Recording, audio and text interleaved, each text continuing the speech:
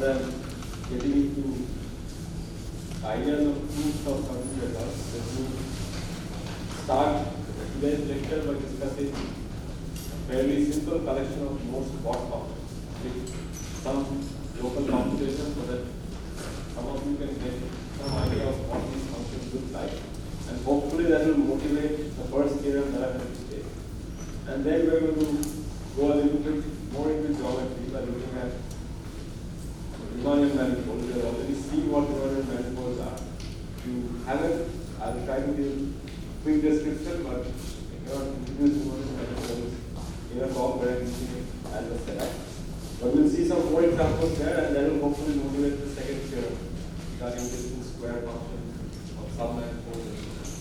So the last part is going to be more geometric, the first part is sometimes more topological.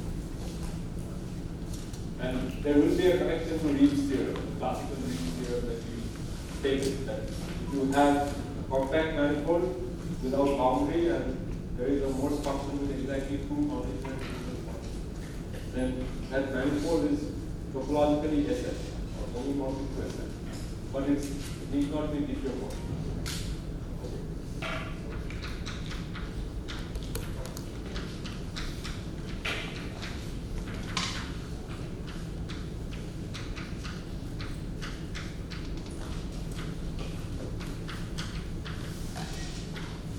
And along the way, when we discuss these examples, what we are trying to compute is also compute the index of the critical submanifold. Because each submanifold, by the obvious version of the Morse lemma applied to Morse spot function, you can, if you choose a point P inside the critical submanifold n of your function f, then you can find local coordinates so that f looks like f of the value taken on the submanifold, then a whole bunch of minus y I squared, then a whole bunch of plus y squared, where these two indices sum up to the codimension of n, because n subsumes its own dimension. Okay, so this is the first one. First one to get that. Then not necessarily increasing order of complexity of any sort, but this is the one that you already see. So,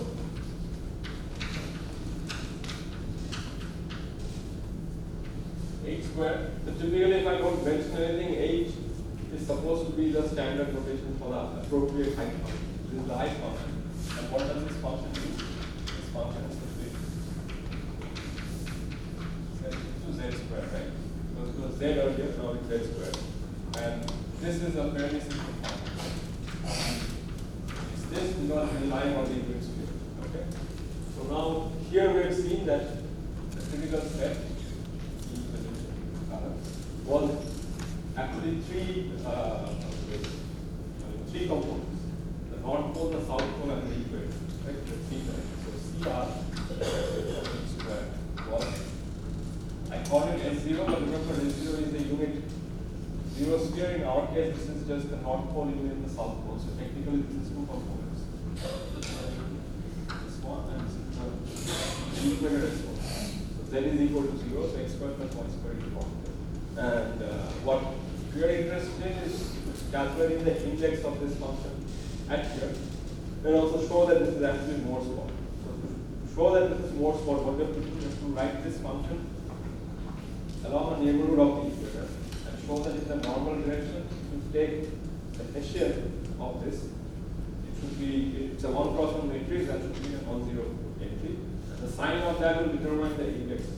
Remember, take the appropriate coordinates, you get whole bunch of plus 2s and minus 2. The number of minus 2s determines it.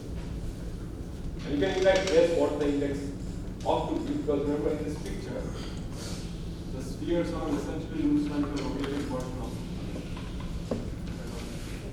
one is bad. You can imagine you take a rubber ball and you sort of punch it to the bottom.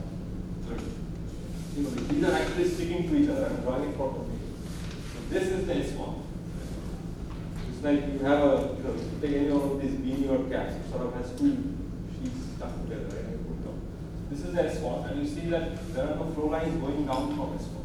There are flow lines going to S1, but you cannot go down from this equator because the sphere is entirely above. So we expect the index to be 0, but one still has to check it, right?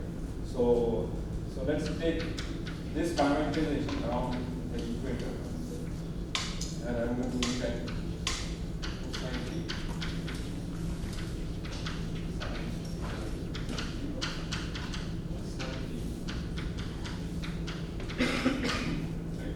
So this is presumably the most standard parameterization that you want along the neighborhood of the equator, because this parameterizes the equator, right?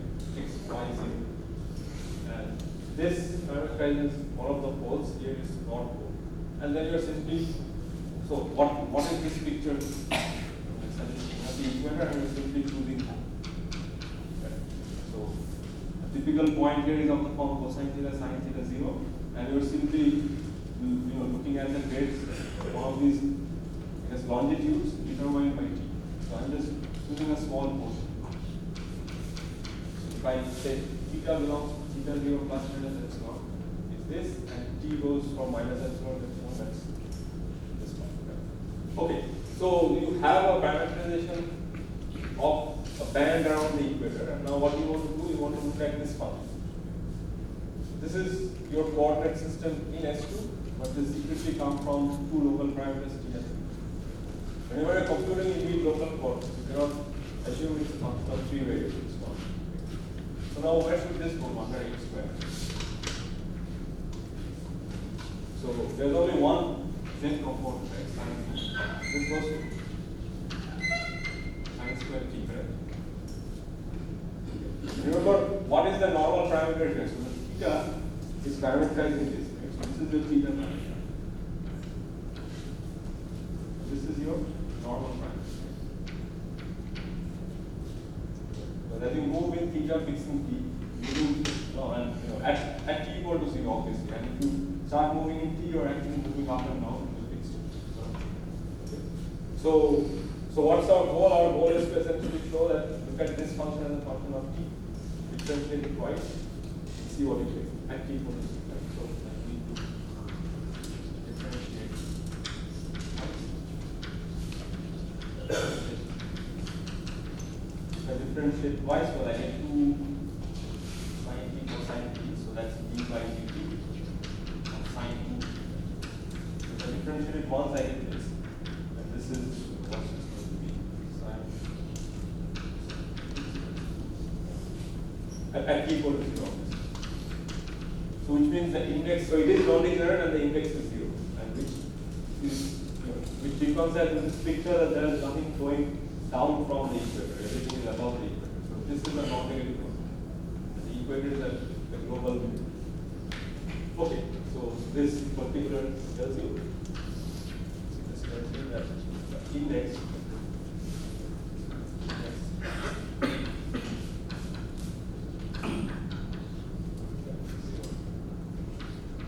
because you simply have to count the 1 cross matrix, which should be, because this has dimension 1, so the normal dimension is 2. Okay. I mean, you could essentially do the same thing for any higher sphere. Nothing much will change. The equator becomes a new critical state, and the old North Pole, South Pole will still be there. There's nothing specific to S2 here. All you have to do is look at the first n-1 coordinate and the last coordinate coming from the same thing. Okay. Yeah, so by the way, this is a Morse function at the poles. You don't even have to check it. It's almost like the old function, except it's so. Alright, so the second one is again I'll call it H. This function that we're written down. And so here we have two critical sets. The circle, which is the topmost maximum, and the circle. So here when I say H, I'm imagining this to be a torus lying on flat floor. So it touches the floor as a circle, and then you have a topmost circle, which is the max. So here I'm going to have like this, and of course there's going to be one at the bottom, and focusing on the one at the top.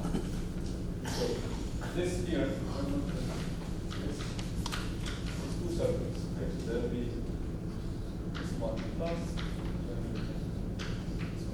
This is my there's going to be one at the bottom and one is one. So here again, before you compute, you have to show its non-degenerate as a critical set, and what should the index be? Here you see in the normal direction, which is like so. You are at the top, right? So if you start moving in the normal direction, you always go down. Okay. The only possible normal direction is have a one-dimensional warp top and you're flowing down from it. So the index for this should be 1, and the index for the lower thing should be 0. And again, so which means if you do